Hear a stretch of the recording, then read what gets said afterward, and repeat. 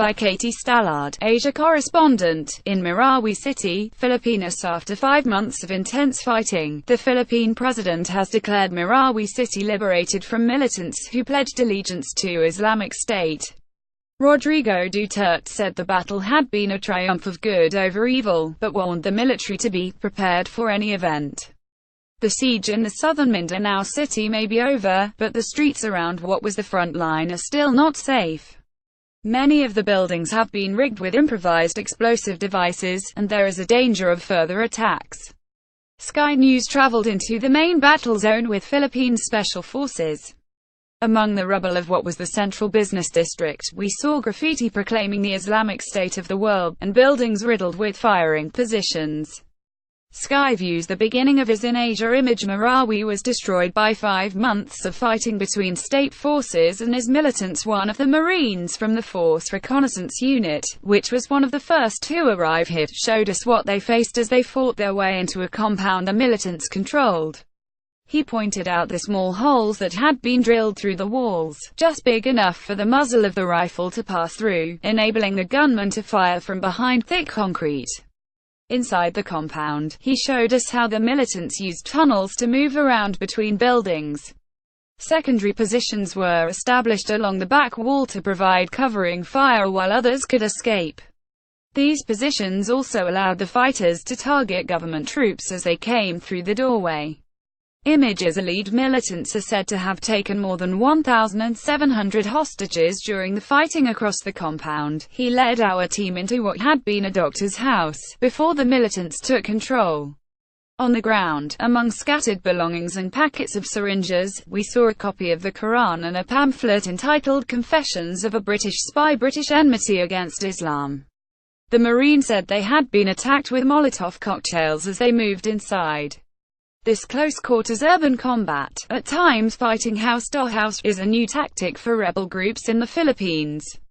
Most of our forces are used to fighting in the jungle, Lieutenant Ron Villarosa, 4th Special Forces Battalion of the Armed Forces of the Philippines, explained. Image in some areas, homes have been completely destroyed. This is a new urban tactic that the enemy is using.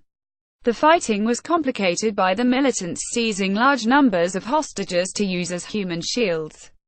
They are said to have forced the men to fight with them, and some of the women to marry their captors, to become their slaves.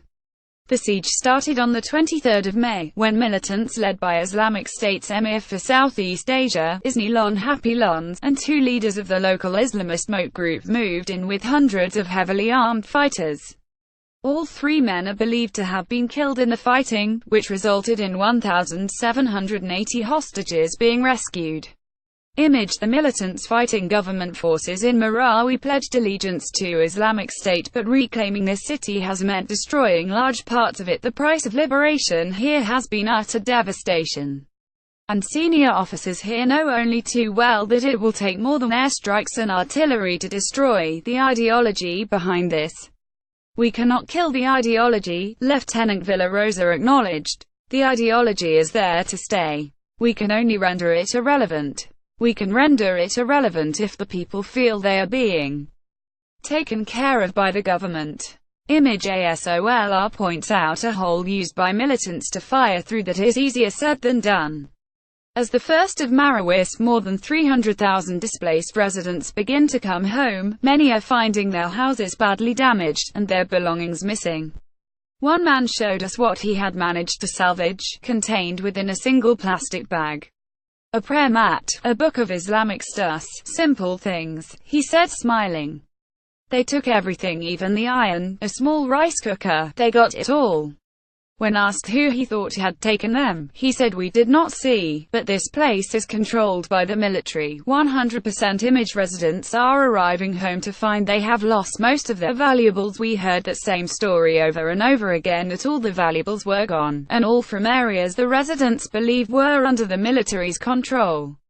"This is all we've got left," another man said, holding up a single, charred gold bracelet. "Look world, look what happened here. Please world help us. This will be the next battle for the military and the government here, managing the anger of families returning home to find they have lost everything, and looking for someone to blame."